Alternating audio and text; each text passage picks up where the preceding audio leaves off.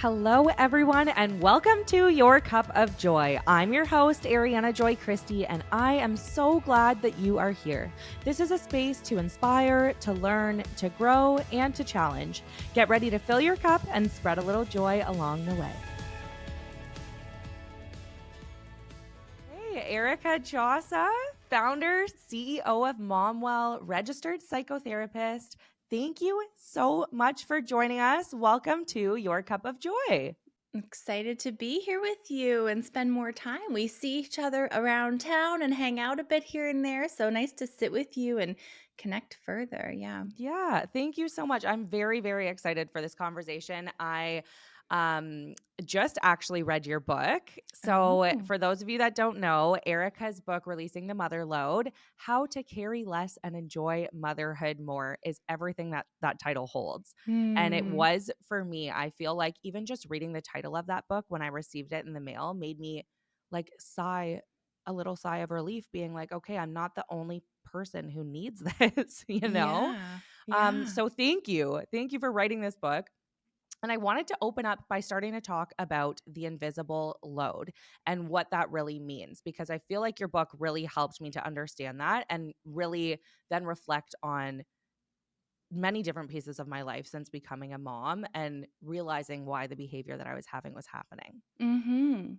I think it's really confusing for so many of us who enter into motherhood with really romanticized ideals of what our experience is going to be.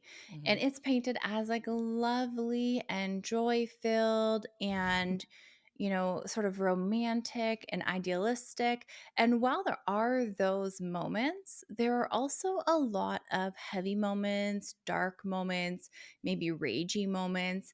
And Hmm. for me in my postpartum experience, just kind of hitting that wall of the reality of what this role really um, was really sort of blindsiding and also sobering. Like it was quite a realization and a big part of this sort of unspoken labor, or as Libby would call like the contract of motherhood that we enter into that is not really like shared or put out at the forefront, we feel kind of duped into, is carrying this invisible load. And I Hmm. liken it to an invisible backpack where we get handed this weight and responsibility. And I remember feeling this every time I expanded my family, like, oh, like I want to, but I know how heavy this is. And we can feel the heaviness and we can describe what it feels like, Hmm. but we don't really know or have the language to articulate what it is that's so heavy or what it is we need help with or need our partner to do more of or what we can let go of.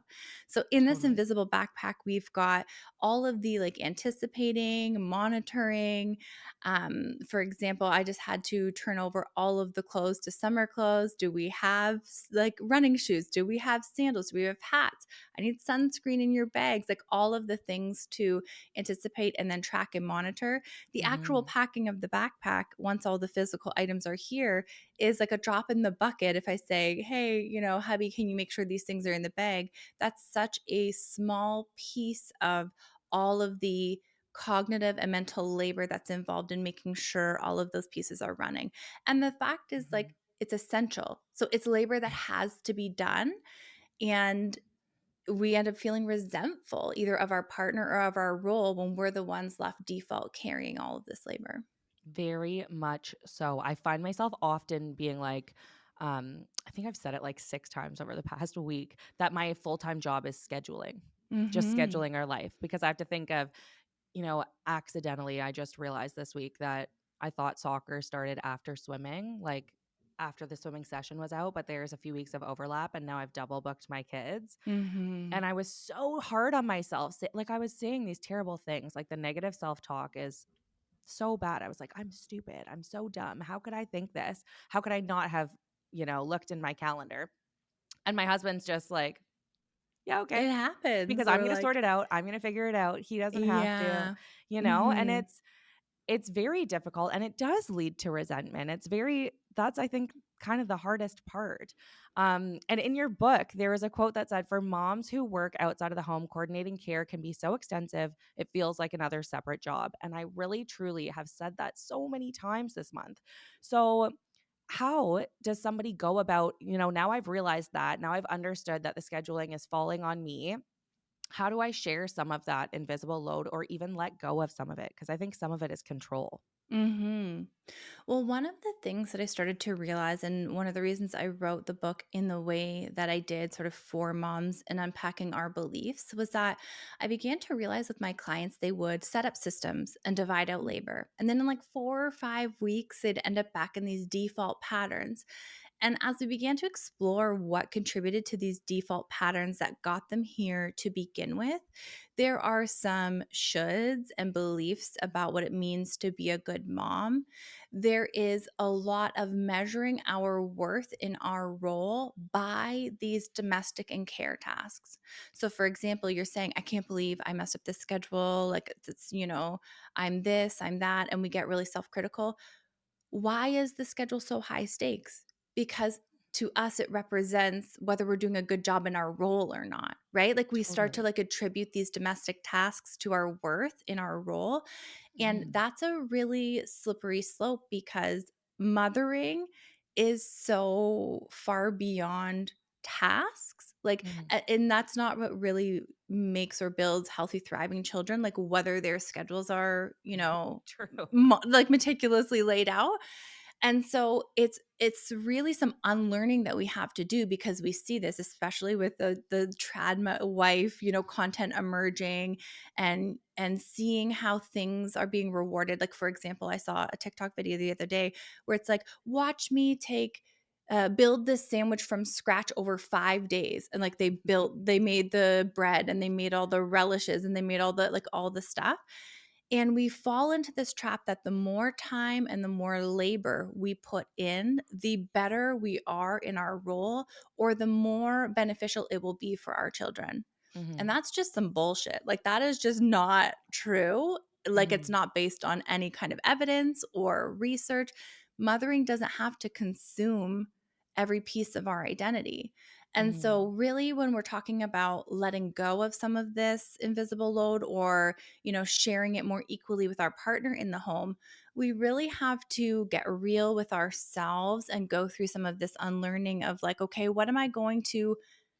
how am I going to evaluate myself in my role now if it's not by how my house looks or what my children are eating? Like, what is that new criteria going to be hmm, so that I'm not feeling like I have to pick these things back up because I equal them to being a good mom? And I make a case for centering yourself in your values in the book mhm, because, when we can focus on what is important to us in our role and understand what research says about raising healthy, thriving children, then we can create our own criteria that's not based on these task related things. It's so interesting because you're right, like, and I relate it back to social media and conversations that I'm having with people, so maybe, like, society is putting these pressures on me without me noticing, but I think you're right, like, even we have a we have a nanny that comes on Tuesdays, and Tuesdays is swimming lessons. And so I want to be at swimming lessons, but they fall during the time that her hours are here. So I'll still go to them and I'll show up and I'll change the kids and I'll get them ready and I'll sit there and then I'll try to be working on my phone. So I'm never fully present in either of my roles as a working person or as the mom. And Mhm. my stress level on Tuesdays is impeccable. It's like so Mhm. high because I can't fulfill any of those roles fully, and in my head, I think that I have to be present there at swimming lessons physically, Yeah. So this and is nobody's actually like saying that. it's right in the crux of like the intensive mothering myth Mm, right now though. So we have like this set of norms. Every generation, every culture and society has like a set of norms or expectations that are unspoken about motherhood. And we see them come out in media and in, social media and friendships, relationships. And right now we are mothering in Canada and the US in a time called intensive mothering. That's sort of like the era of mothering we're in, and sociologists have researched this a bunch. It's a really associated with like negative mental health impacts. The more we Mm. associate ourselves with these shoulds and beliefs, the worse we fare in our mental health in motherhood. But what you are describing is one of the core sort of pillars or beliefs in intensive mothering is I always have to be on and available to my child, and I am the one who is best biologically suited to care for my child. So I need to be the one to be there and, support them or help them or tame the tantrum or soothe them in the night waking or whatever. Mhm. So when we have this belief that we must and should be the one, then like we again don't share in any of the caregiving tasks with our partner or our village or our support system because we feel like in order to be a good mom we need to be the ones to do it. And so, what you're describing about the activities is something that I was actually reading in a research article in prep and writing the book, where intensive mothering moms will often sign their kids up for more activities, but then struggle to be present because, like, they want to I don't know, we fall into this trap of wanting to give them more Mhm. and do the things that we see other people doing. And it becomes so time consuming. Mhm. And yeah, ultimately, we can't show up in either role, like you said, working or in motherhood fully because we are so trying to juggle both all at the same time. Totally. Um, yeah, and I think that we can talk about boundaries and the fact that we don't have to be on all the time. There's so much there, but I think Yeah. so many people listening could relate to feeling torn in each moment about what role to prioritize over the other. Mhm.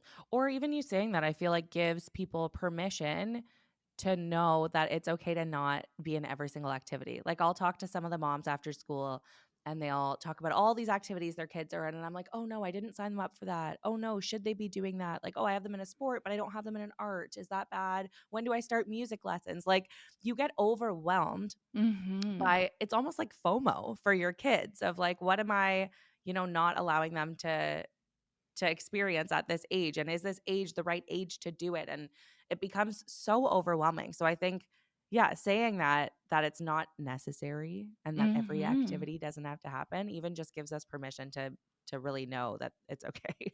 Yeah, and like we have a one activity rule in our house where Ah. one you can have one thing and the boys do hockey and then in the summer they do ball hockey. Hmm. Um because I see lots of families going in all different directions, and if that's what they want and they enjoy that, love that for them. Like it's not no Totally. shame in being in a lot of activities, but I've been able to work through the guilt to like not make decisions for my calendar based out of guilt Mm. or shame that I'm not doing enough, and therefore I have this like knee jerk reaction to need to sign them up for things. Mhm. And so we protect our time because my life is so chaotic in my company and in my business that I actually like a little bit of slowness and flexibility in our family schedule.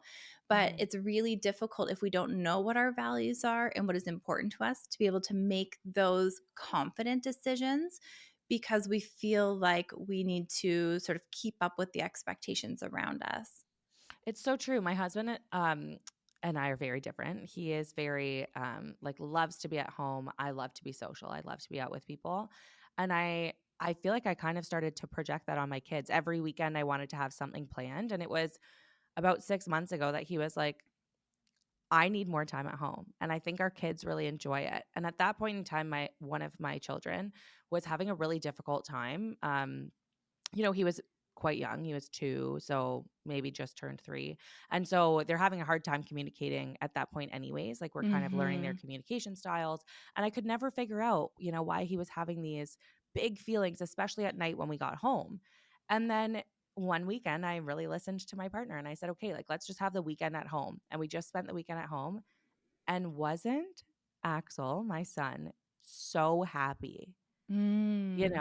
And Mhm. you could almost sense this, like, relief and, like, calmness and peacefulness in him, and it really made me think, like, "Okay, I don't need to keep up with pressures of what other people think that my kids should be doing, like, I need to listen to them." So one of my sons loves to be out, so he'll do groceries with me on a Saturday. Then we both Mhm. get to be out of the house. We both really like that. Well, my other son and my husband can have some time playing in the backyard and they really enjoy that. And so, yeah, you're right. Like values plays a role in that. Also understanding what our kids' wants are Yeah. is Yeah. difficult, but I find like that really was a huge reflection for us as a family to make. And now we've really prioritized time at home, which I never thought I would be a person to do. And I'm very similar, like, I'm very outgoing, very social. I feel like the pandemic has sort of changed me a bit in Mhm, forcing me to slow down. But on my first, and I would say even second maternity leave, I kept my schedule full to stay sane because mhm, sometimes being at home with young children is monotonous and understimulating, like overstimulating in a lot of physical touch and sound and noise ways, but mhm. understimulating in like cognitive and intellectual ways. And so Totally. I would stack my schedule full. And then when I had my third, it was infinitely more on me to try to get 3 young children. I had 3 boys, 3.5 and under. And Mm, so to pack them up and get them out of the house, I actually went to the Toronto Zoo one time on an outing with all 3 of them by myself. And, one of my middle one, while I was nursing the baby, took a tumble and got a gash on his head, and I oh, became so distinctly aware in that moment that I was like in over my head. There were not enough hands on deck to help with the situation. I can't leave the little kids to go get like a, support or something to help. The zoo luckily had like EMS there and it was a big public zoo. Another mom, saw the situation unfold and chipped in because there was just not enough hands. oh, And yeah. so I had to reevaluate in that moment, like, I can't keep up the way that things were maybe even with 1 or Mhm, 2 in the way that things are with 3. And so that required a lot of like flexibility in my thinking and in evaluating the season. Like there might be times when you want to stack things on a weekend because being indoors or being at home with kids feels very monotonous. And then there mhm, might be other times when they're in school and your life picks up and it's a different season where you want to prioritize more slowness and time at home. And neither one is bad over the other, but I think like you said, just like being aware and in tune with that. There's something to say for like flexibility and with the data as it emerges in the season that we are in, being able to reevaluate expectations we have for ourselves and our schedules and our families and adapt accordingly, mhm. which is something that can be really difficult, especially when we have, rigid expectations of how we should parent. So difficult, and I feel like especially when you have those visions in your head of what you thought it might be, Yeah. even from before being a mom, like, I always anybody that knew me when I was young would be like, "Oh, yeah, you always talked about having 5, 6, 7 kids." Like, I wanted so many children, and now I have 3, and I'm like, I won't be able to achieve the goals that I have outside of being a mom if I put everything that I have into being a mom, and it's a hard thing to really try to find, time for both and energy for both. I mean, Yeah. both of those things take a lot. We touched a little bit on resentment, and this is something that I have been reflecting on a lot. So I'm a mom of 3. I have twins that are 3, and then my daughter's a year and a half. And so during the times that I had given birth to like both the twins and to my daughter Callie, um, I took some time off. Now, my husband and I are both self-employed, so Yeah. maternity leave looks a little bit different. And we're both career motivated. Like I enjoy work, and I started realizing that, like you said, being at home with children, talking to children all day, uh, just became not enough for me as a human. Yeah. And so I needed time outside. I needed to focus on my work. Those were things that really filled my cup and made me feel, good about myself outside of being a mom too.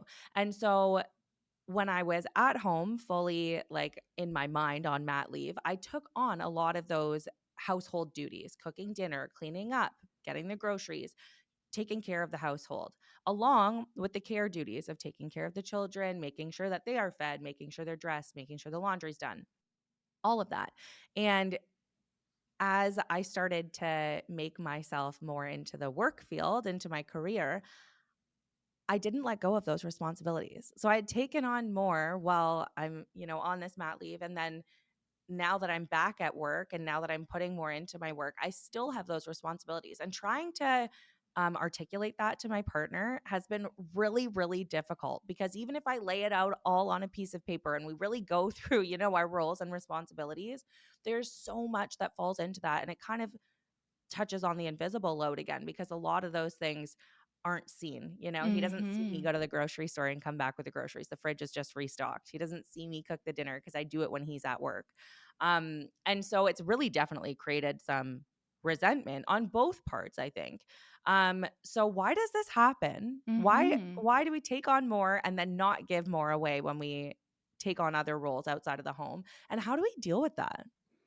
Yeah, when I've polled my audience, in the past about going back to work and sort of roles and responsibilities, the assumption is that it will just automatically redistribute because, oh, like I'm reintegrating back into the workforce. Mhm. And that never happens It because doesn't. when we have, set up patterns of behavior in the home, they become the default.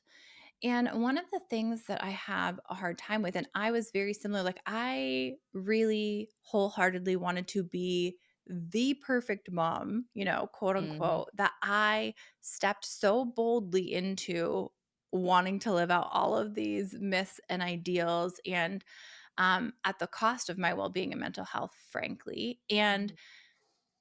it's really difficult because society defaults us into this traditional sort of housekeeping role while also expecting us to earn an income. So, Mhm. like in 1950, only 25% of mothers worked outside of the home. And now, 75 years later, not even 87% of mothers Wow. work. So, and then they still carry the lion's share of the care and household duties. So now we Mhm. are in this generation that is sort of wedged between carrying both of these full-time duties and responsibilities because they haven't redistributed. And I'll hear people say a lot, well, like, yeah, this is the most involved generation of fathers and they do so much more. That's true. They are doing more, but we are not talking about like having somebody as a helper come alongside and, pick up some slack. We're talking about having an equal partner who Mhm. takes ownership over the responsibilities in the home in the same way that we do. I Mhm. I heard somebody describe it in a conversation that I was in as like, I want a co-founder. Like I want somebody who's going to put in the blood and sweat equity to build out this, company, this family with me Mhm. that puts as much into it as I do.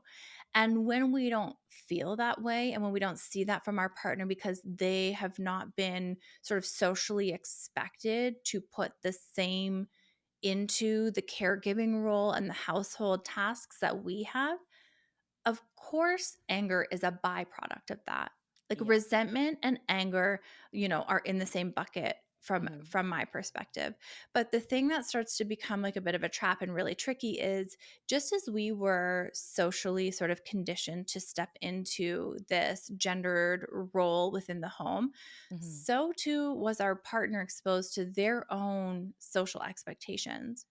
And so we can really easily fall into seeing our partner as the enemy here and, taking out our anger and resentment on them without Mhm. seeing that this is like so much bigger than both of us and we were set up to fall into these patterns. Like we probably haven't even had a conscious conversation about it. Like I know that I didn't. We fell into these roles without any real true conversations. Totally. And so getting, like a bigger bird's eye view on the problem and understanding what it is versus seeing just your partner as the problem. Like Mhm. every mother that I speak with in my community is having this same problem. It's not like a one person singular problem. This is the expectations of partners. This Mhm. is how we, socially how our roles have been observed and how they're portrayed, and we have to get on the same page and tackle those assumptions as a team. And one of the ways that I do this, like raising three boys and with my husband, is like, Mhm. you cannot auto assume or default mommy for any care or household task. So like who's doing this? Are we doing this collectively as a family? Is daddy doing this? Am I doing this? Like there's no auto assumption that a Love that. responsibility goes to mom, because Love that that. auto assumption like causes us to say, okay, so the house needs to be cleaned on a Sunday, for example. And okay, who needs to do that? Oh, it's all the family's belongings. Okay, so this is a family affair. We're all going to take responsibility for the home that we live in, and we're going to do a 15 or 20-minute dance party family cleanup. I And love it's just that. Oh like my gosh. questioning the auto assumption that mom is the one, and challenging that and having a conversation about it is such a great place to start, because often we so do this on autopilot that it's not Mhm. even at the conscious sort of forefront awareness of our decision making. Totally. And you know what's wild to me is that I find that this assumption is made not only by my partner and myself or my kids. Like, I'll have my mom or my sister just automatically assume that it's me, that I'm the one to come to or I'm the one to ask. For instance, if we're having a family get together at our house. Like the calls and the questions come to me. What's for dinner? Do you need me to bring something? What can I do? What time are we starting? All of those things come to me. And I think it all comes back to that invisible load of those are all questions that if I'm doing something else and now I have to think about that, now I'm off track of what I was doing before, it takes the mental load of really focusing on that, understanding, making sure everybody's going to be there at the right time. And sometimes I'm like, can you just ask Mike? Mhm. And they're like, Mhm. "Oh, I just thought that you would be in charge." Like, "No, I Well, don't and wanna this be in is charge this where time." it can be difficult to start to go against the grain, because these are socially expected roles, Mhm. right? Like you are going to maybe expect to see the mums and the aunties in the kitchen for Thanksgiving dinner. And I don't know, this is very stereotypical. And the men like watching sports and, whatever. And Totally. we have observed these different standards of what it means to operate in these parental roles Mhm. over our whole lifetime. So they're so ingrained and built in that we don't even think to question them because they're there. And as like I had these and I had to go through unpacking them, which is the journey that I get to take people on through the book. But Mhm. as we started to do this work, I called the school and was like, remove me from all communications. You will never get a hold of me because I'm in back-to-back meetings, and it will just not, there could be the house could be burning down and you will not get a hold of me. Call my husband. Yeah. The amount of times that they did not even call him and would call me and leave a message, and I would ask him like, "Hey, did they give you a call?" No. So we had to like reinforce so many Wow. times, because these assumptions go Mhm. beyond just us and they sit with the people around us as well. And Totally. so it's really, and I think that also leads to the anger and resentment and frustration, because Mhm. it just reinforces, I don't know, this pattern or this load that we carry, this expectation that we should be the one. Like, for example, with the school, I could have a lot of guilt about the fact that we just we just went to like a family fun night, and all the staff at the front, like the front staff of the school, the office staff, know my husband like by name, and they wave at him and they greet him. They have no idea who I am. Mhm. And like if I didn't do the work to let go of that as equaling being a good mom and didn't unpack those assumptions, that could potentially lead to a lot of guilt, like, oh, I'm not involved enough in my kid's school and I'm not like all of these things. Totally. But because that is now a domain that he owns and he is responsible for, I'm so happy to like duck in and out and not know anybody and be the one.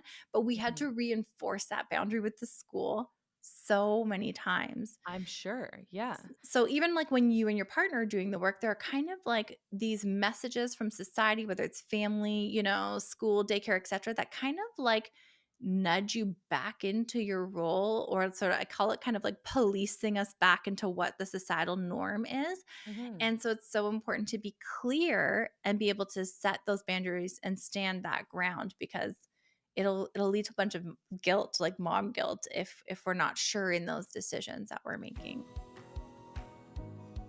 Your cup of joy is brought to you by my go-to snack, Humble Potato Chips. Not only are these chips the perfect snack, they are also a female-founded Canadian company, and the owner, Alicia, and her family started their business here in Guelph, Ontario. They are the only certified organic potato chip brand in North America. An even bigger bonus, Humble potato chips are sustainable and they are doing good. For every bag of Humble chips sold, they remove the equivalent of 2 bags worth of plastic from nature and the ocean. The team then turns the plastic into eco bricks and are building homes and schools in underprivileged communities. How stinking cool. Enjoy your favorite snack and know that you are doing good when you purchase.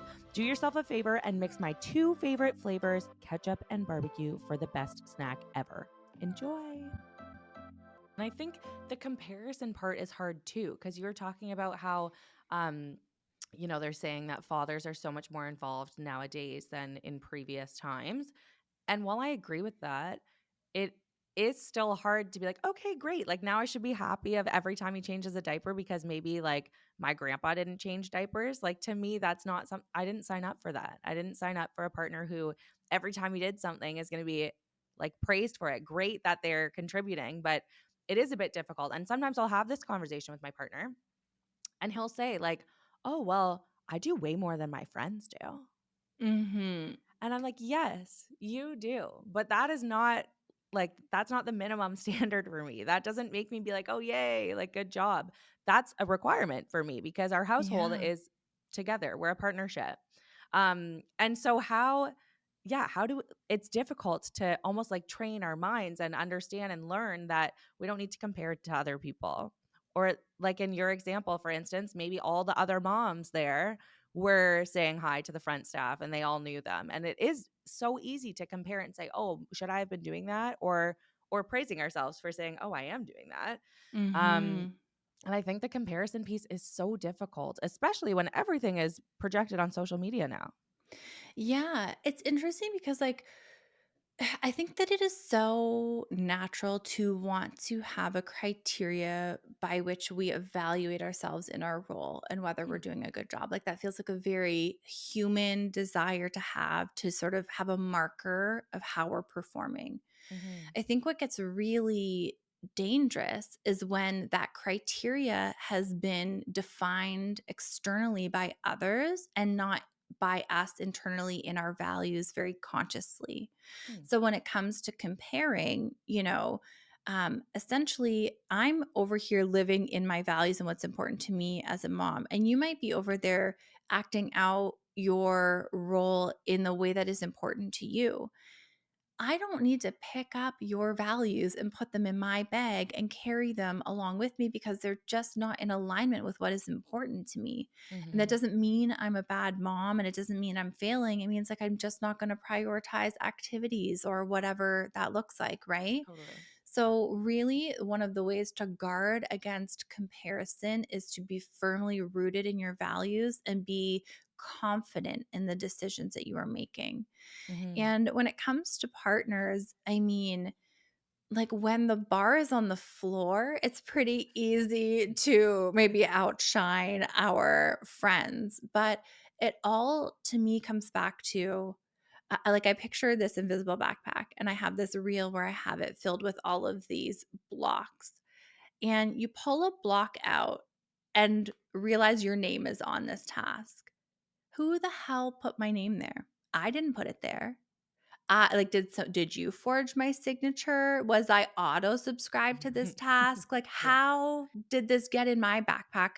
Because I didn't consciously sign up for it. Mhm, And when we begin to unpack these domains in the home and realize that we were just the assumed adult in the room to be responsible for all of these pieces, it is mind boggling. Like when there are totally. two partners in the home that are co founders of this family, why is one 95% of the time default assumed responsible? Mhm, Right. And so trying to unpack that with our partners to help them to see, like when you're in the room or not in the room, like why that falls towards you and that more mhm, things need to be owned from like the top, like piece of it down, like full ownership of responsibility over that domain. mhm, But it takes a mind shift in our partners and it takes I'll say willingness. mhm, um there is an interesting dynamic when you are the partner who's benefiting from the way that things are structured. There's lesser motivation to want to make change because you're benefiting from the way that this system is set up. Totally. And so there is a level of buy-in or, awareness or insight or willingness that our partner needs to have Hmm. to really shift some of these dynamics and take some of that ownership.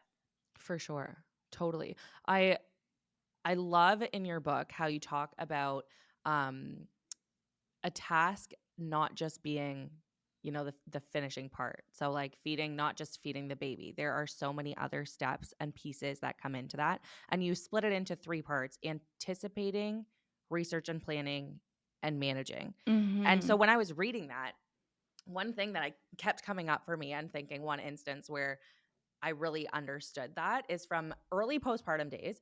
I pumped a lot because I had twins and I was breastfeeding them, but through pumping in bottles because they were preemies. There were so many different pieces that fell into this. And Mhm. so I remember multiple times purely sobbing because the 3 hours would have passed since I had started my last pumping session and my pump was dirty. Just Mhm. cleaning the pump, like, I feel like I'm a pretty, like, go-getter, I can do things, and I don't know why, but when it came time to even I was like, "Okay, I'll wash it a right after I pump, and then it won't be so difficult." And walking to the sink after being exhausted, thirsty, hungry from pumping, I could not physically bring myself to wash the damn pump. I just Mhm. couldn't. So it became Mhm. this conversation I needed to continue to have with my partner to say, like, "This is something that I can't have on my plate, that I need done by you."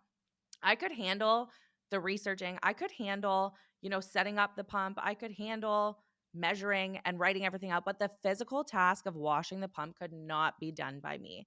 And once I did have his help, it really did like add or release pressure to me, I think, and make it more of a doable task. Mhm. But I think now, even looking back on putting pumping or feeding into those three parts, there were other pieces that definitely he could have helped in, or somebody could have helped me in, that I could have let go of and maybe even had a more enjoyable time with this Yeah. task. Well, we So fall into like this assumption that because we are the ones breastfeeding, or even if we can't breastfeed and we're not, that, a good mom is the one that feeds her child and is up for the night wakings and stuff, mhm, that we don't even really creatively look for ways because we sort of own that as a part of our role, right? yeah. Where feeding a child is a family affair. Night wakings are a family affair. Like, Mhm, to do all of this solo, especially when you start to add, multiple children and multiple different, sleep disruptions and all of these things, mhm, it is too much for one person. We live in isolated family units now that do not have a village and aunties and grandmas and support system. Like, was never meant to fall on one person. yeah. And so when we unpack even feeding, whether it's breastfeeding or formula feeding, there is so much that a partner can do to ease that process, making sure that there are always clean bottles, that they are on pump cleaning duty, that there is always, like, whether it's the freezer bags for milk or that there's always formula stocked or like Mhm, whatever those pieces are. Maybe they own the first wake up feed because it's mhm, pumped milk or it's formula. Like, there can be such a division of labor in this task, but I think that we are so ingrained in how we think it should be, we often don't even think to question or um, go down that route.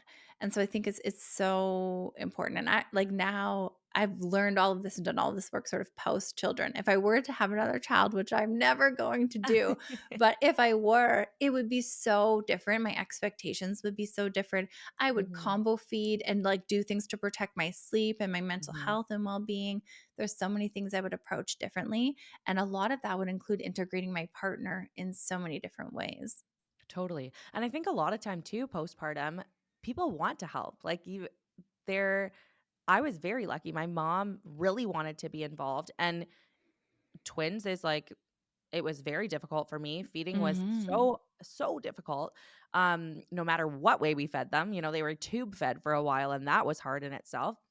And so actually, feeding would take 3 people in our household. Like, every Mm. night feed, my mom would feed one in the hallway, we had a chair there, Mike would feed one in the bedroom, there was a rocking chair there, and then I would pump and prep the bottles in the other room, and it just became this cycle, and I think if I didn't have that, there's no chance I would have been in the mental state that I was able to be in because, Mhm. yeah, you feel like you're drowning.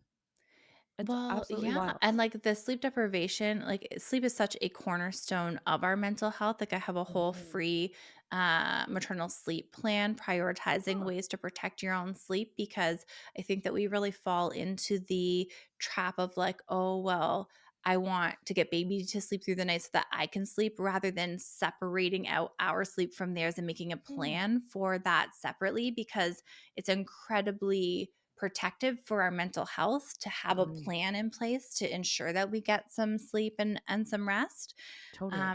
But yeah, and also like it builds our partner's confidence in their own parenting and their ability to like nurture and care for and feed their children also. So it's really important for their own development in their role to get in there and learn and do these things as well. That's so true, and, like, I could tell the confidence once we started having Mike do one of those feeds in the morning, and I did sleep for an extra couple hours, and I would come downstairs, and the smile on his face and the demeanor of the kids was so reassuring to me to know, like, that was protected time for them. That was just as important as the protected time for my sleep.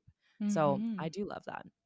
I Mhm. wanna talk a little bit about mom rage, Mhm. because this is a thing that I feel I experience often and I'm trying to learn how to deal with.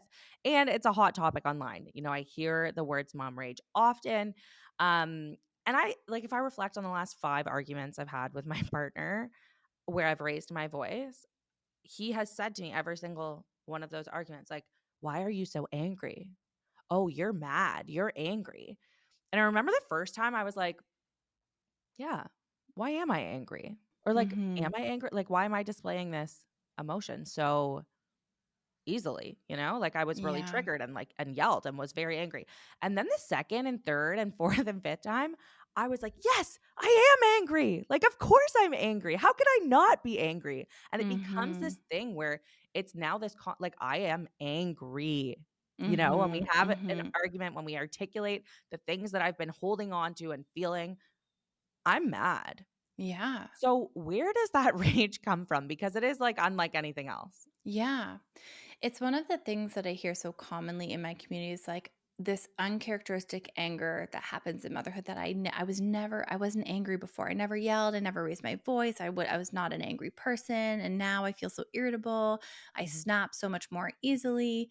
And I put mom rage in a few different buckets. One kind of comes back to the conversation that we've been having that when society sees two co founders of a family and default hands one the entire load of managing the family and caregiving and, all of the essential tasks, that in itself is enraging. Like there's a level Mm. of rage that comes with being expected to do all of the invisible work and labor with no acknowledgement, with no society valuing the unpaid labor that gets done. So there is a like, I don't know if it's like a righteous sort of rage or this real like maternal rage that happens when we see that the system is stacked against us. And Mhm. so there's that type of anger. And then there is the more individual in our body experience of rage or anger.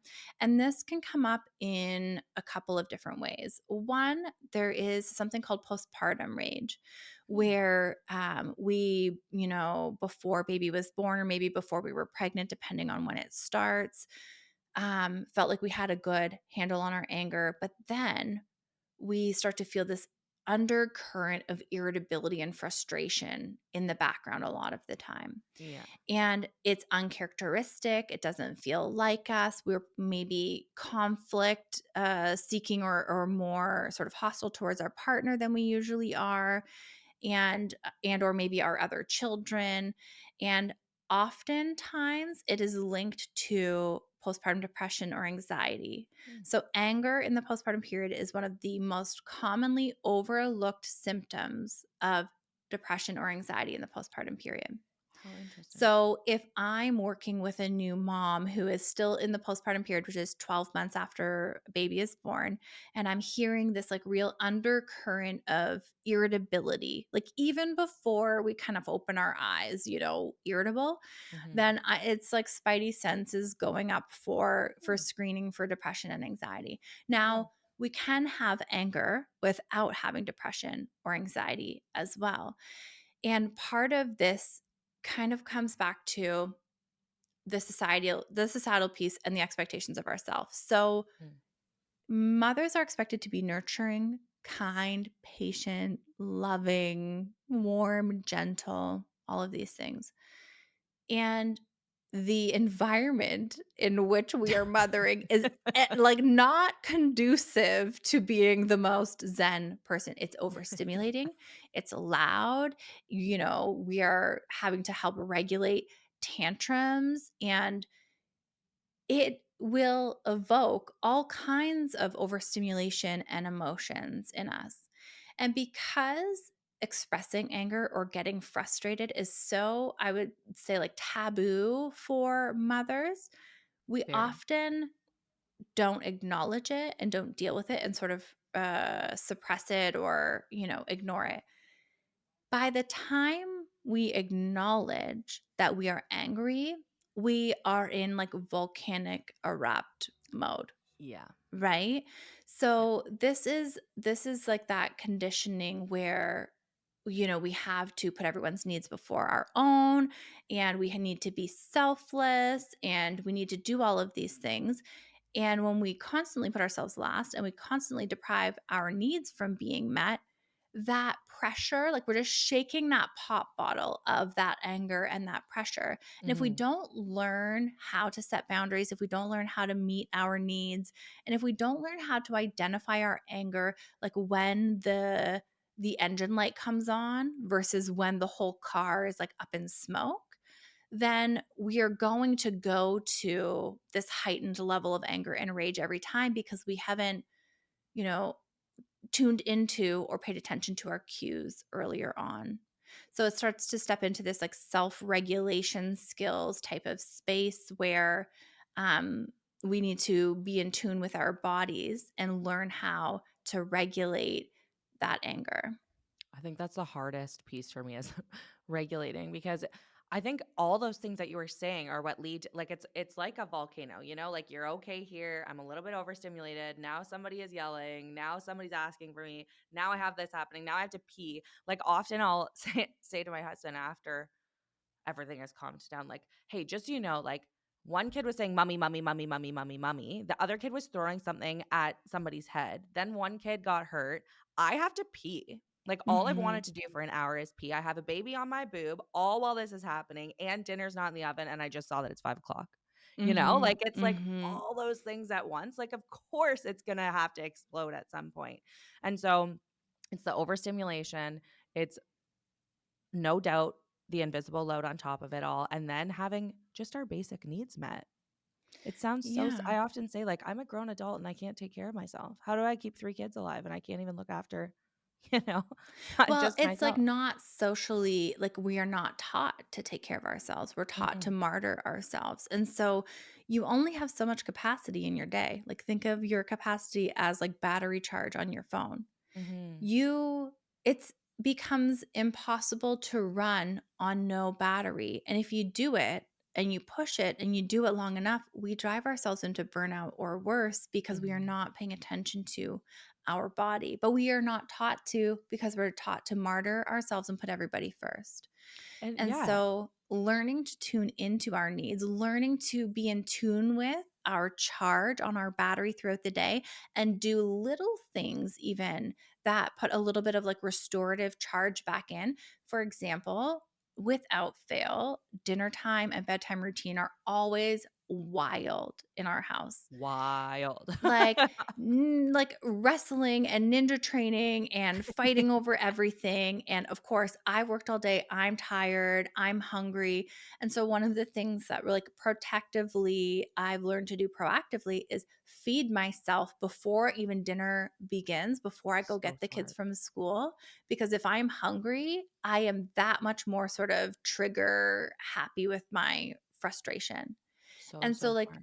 as we pay attention to our needs and what, leads to those moments where we have these rage moments, we can then get ahead of them and put little boosts of charge in our battery throughout the day so that we can actually sustainably mother through our responsibilities for the day. Totally. I love that actually. I'm gonna try that tonight because I find myself, yeah, like those hours between 4 o'clock and 6:30, I'm like, it's a marathon every day. Every day. Yeah. So that's genius. So Your Cup of Joy, the title of my podcast, kind of became the title because I just feel like I have this mission for self-care and for advocating for that and to just change the narrative of self-care being selfish and Mm. actually really just showcase that doing something for yourself helps you show up as a better version of yourself. I'm a better mom when my cup is full, when I've done something for myself. But I often find myself struggling because I feel guilty if I, go for a walk or go to the gym during a time that my children are awake because I feel the pressure of spending that time with them. So, how do you suggest that people take time to fill their cup, even if it's just a short period of time, but without feeling that heavy burden of guilt that's associated? Mhm. One of the things I find that feels very counterintuitive is when we hear language like put our needs first before Mm, our children. And I don't make a case for that because I feel like it's almost too flooding or anxiety producing or like true. guilt inducing.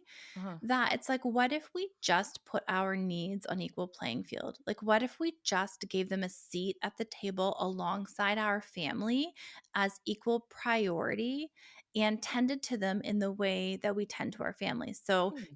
family needs to eat dinner, we need to eat dinner. We're going to enroll our children in a hobby because it's enriching for their, social development and whatever.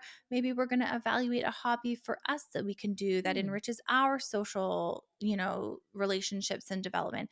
It's seeing that we are factored into every need along the way, alongside, not necessarily in front of, Yeah, and understanding that that is what is necessary to like sustainably make it through motherhood. Like we cannot, you can only burn your capacity beyond its, charge or store so long before life will hit the pause button for you and you've totally. got some bigger recovery to do because you're Mhm. so burnt out.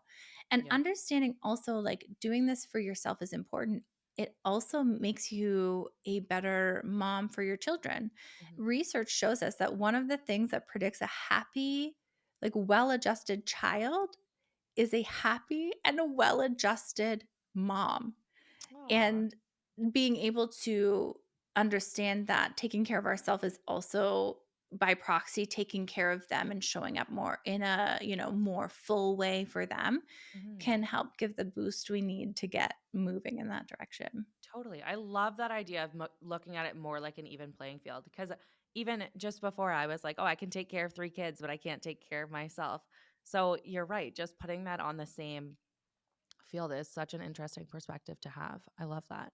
Mhm. So you run an amazing platform, Momwell, which I'm so grateful to be following along because even just like your stories throughout the week will make me really reflect and think, hmm, it just gives little nuggets of advice, I feel. So thank you so much for that. You support so many moms in their everyday lives. And you're also a mom of 3 boys and a registered psychotherapist. You do a lot. Mhm. So that being said, how do you schedule or make time for your own self care? And what is your favorite form of self care? Hmm. Okay, this is so funny. Like reality TV, Yes, I like was I hoping you would say am that. going through the Vanderpump Yes. reunion right now. Like I will without fail turn off all things and like watch one reality TV episode at like 9:30 every night. Like that is Mhm. I just like love it. It's Amazing. so fun for me. And then also I had a guest on my podcast recently talking about friendships and Mm. practically how to maintain friendships in the busyness of motherhood. And one of the things that came out of that was setting up like friendship rituals where you don't have to do a lot of cognitive planning and like additional labor to make them happen because they're already sort of preset and predetermined. Love. So I've been doing this more recently to make sure that I'm fulfilling some of that social piece. There's just like a set day and time every 3 weeks or so that my friend and I meet for dinner after we go to the gym. We each Mm. go do our own workouts and then go for dinner and catch up. And it's just like built into the routine. So it's not, you know, how when you think about going to plan or do something, it feels like it just adds more labor. So Mhm. building in those rituals or those times and routines with your friends can really help you build that self care into your routine as well. I love that. What a good idea. Because you're right. Sometimes just planning or scheduling the date makes it Yeah, just, yeah. exhausting. But if like my husband knows every third Monday I'm gone out for dinner, he's on bedtime. It's just like an expected part of the routine now. Mhm. Um, and yeah, and it helps to have a partner who creates the space as well for me to do that. Totally. I think that's a big piece of it too. Well, to end, I would love to ask you some rapid fire questions. Are you okay with that? Oh, okay, let's do it. Okay. Morning person or night owl? Is neither an option? Like, I would like to say I used to be a night owl, but I'm like neither a morning person nor a late night person. I'm That's like fair. a when my Vyvanse is popping kind of person because my ADHD then will take me off somewhere else. Oh So, my gosh. yeah. I love it. Favorite Disney character? It's always kind of been the Little Mermaid, I would say. Oh, love. Yeah, Amazing. What's your favorite way to unwind after a long day? You for kind of sure, answered it. reality TV. Yeah. Vanderpump. Mhm. Sweet or savory? Savory. And night in or night out? I think night out just because it happens less often. It feels more, desirable. We don't Social. get to do it that much. Love that. Amazing. Well, thank you so Yeah. much, Erica. It's so nice to chat with you and hear all your insight. And I feel like I have a lot of take homes. So thank you for that.